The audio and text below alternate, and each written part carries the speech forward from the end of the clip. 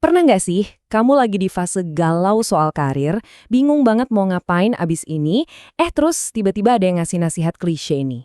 Udah, just follow your passion aja. Wah, kedengarannya simple dan keren banget kan? Seolah-olah ini tuh kayak kunci ajaib yang bisa langsung nyelesain semua kebingungan kita soal masa depan. Tapi, sebentar deh, yakin nih sesimpel itu? Kalau emang cuma ikutin passion, kenapa ya masih banyak banget orang yang ngerasa salah jurusan? Atau malah burnout di pekerjaan yang katanya sesuai passion mereka? Kalau kamu juga punya keraguan yang sama soal nasihat ini, tenang, kamu nggak sendirian kok. Nah, keraguan tadi itu sering banget ngelempar kita ke dilema klasik. Milih passion dulu atau uang dulu? Ini tuh kayak pertarungan abadi yang seolah-olah maksa kita buat milih satu di antara dua jalan yang kelihatannya beda banget. Oke, kita bedah ya. Di satu sisi ada tim passion. Mereka ini yang percaya banget, pokoknya aku mau kerjain apa yang aku suka dari nol, nanti juga sukses dan uang bakal ngikutin. Terus di sisi lain ada tim uang yang lebih pragmatis. Pikirannya yang penting sekarang amanin dulu kerjaan yang gajinya oke. Soal passion itu bisa dipikirin nanti. Tapi coba deh kita pikirin lagi lebih dalam. Walaupun kelihatannya mereka ini berseberangan, tujuan akhir kedua tim ini tuh sebenarnya sama persis loh. Dua-duanya sama-sama pengen punya pekerjaan yang mereka nikmati dan bisa ngasih penghasilan yang cukup. Ya kan? Siapa sih yang mau mengejar passion tapi nggak bisa bayar tagihan? Dan siapa juga yang mau uangnya banyak tapi tiap hari berangkat kerja rasanya kayak mau perang? Nah, sekarang coba deh jujur sama diri sendiri. Kalau ngelihat pilihan-pilihan yang udah kamu ambil selama ini, kamu tuh lebih sering ada di tim yang mana? Tim passion atau tim uang? Tenang aja, nggak ada jawaban yang benar atau salah kok. Ini cuma biar kita sama-sama sadar aja sebenarnya pola pikir kita tuh kayak gimana. Oke, daripada kita pusing terus kejebak di perdebatan passion atau uang, gimana kalau kita coba pakai mindset yang baru? Sebuah cara pandang lain yang mungkin jauh lebih realistis dan lebih ngena sama kondisi kita sekarang. Nah, ini dia kuncinya. Coba kita geser sedikit mindsetnya, jadi love whatever you do. Cintai apapun yang kamu kerjakan. Jadi pertanyaannya bukan lagi, apa ya passion saya? Tapi lebih ke, gimana caranya supaya saya bisa jadi passionate sama pekerjaan saya yang sekarang? Ini tuh ngunggah kita dari yang tadinya cuma nyari-nyari pasif, jadi pencipta yang aktif. Jadi intinya gini, dua jalan tadi tuh sebenarnya sama-sama valid, nggak ada yang salah. Buat tim passion, tantangannya adalah gimana caranya punya tekad dan ambisi yang super kuat buat mengubah hobi jadi duit. Sementara buat tim uang, tantangannya adalah gimana caranya belajar buat cinta dan antusias sama kerjaannya, biar karirnya bisa terus maju. Dua-duanya bisa bikin kamu sukses kok. Kuncinya cuma satu, jika dilakukan dengan benar.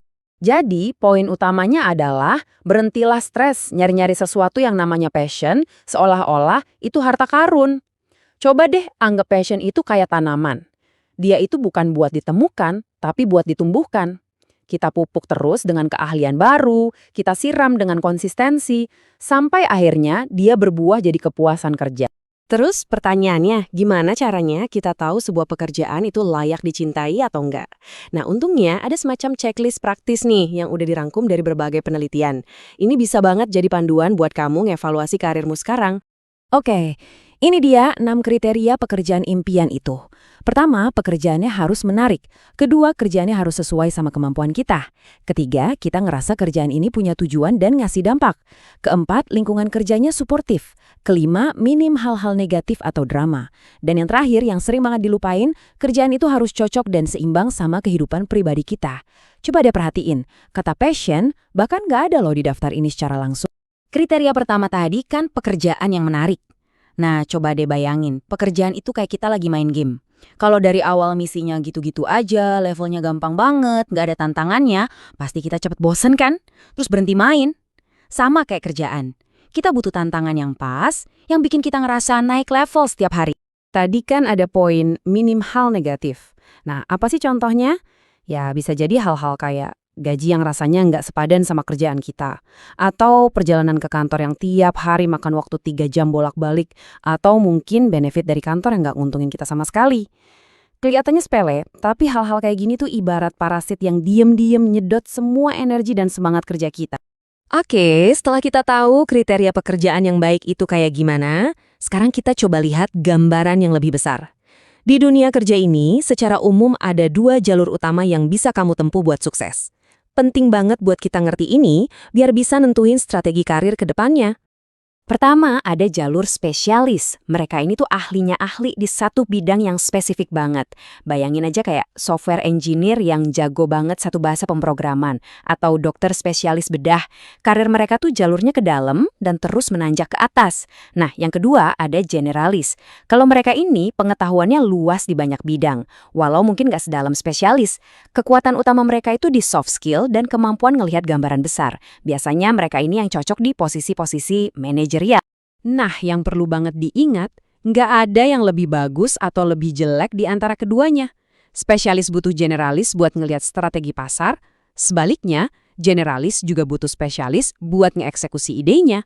Justru di dunia kerja sekarang yang makin kompleks, kolaborasi antara dua tipe orang inilah yang bisa ngelahirin inovasi-inovasi keren. Oke, sebelum kita selesai, kita rangkum dulu ya poin-poin pentingnya. Pertama, lupakan nasihat ikuti passion yang terlalu sederhana. Kedua, ganti mindsetnya jadi tumbuhkan passion dengan cara belajar mencintai apa yang kamu kerjakan. Ketiga, pakai 6 kriteria tadi sebagai kompas buat ngevaluasi karirmu. Dan yang terakhir, coba deh pikirin, kamu lebih cocok jadi seorang spesialis yang dalam atau seorang generalis yang luas? Nah, sekarang giliran kamu buat refleksi. Dari 6 kriteria pekerjaan impian tadi, coba deh kamu pilih satu aja. Satu kriteria yang menurutmu paling penting, yang paling gak bisa dinegosiasiin dalam karirmu. Jawaban dari pertanyaan ini bakal jadi kompas utama kamu buat ngambil keputusan-keputusan penting ke depannya. Selamat merenung ya!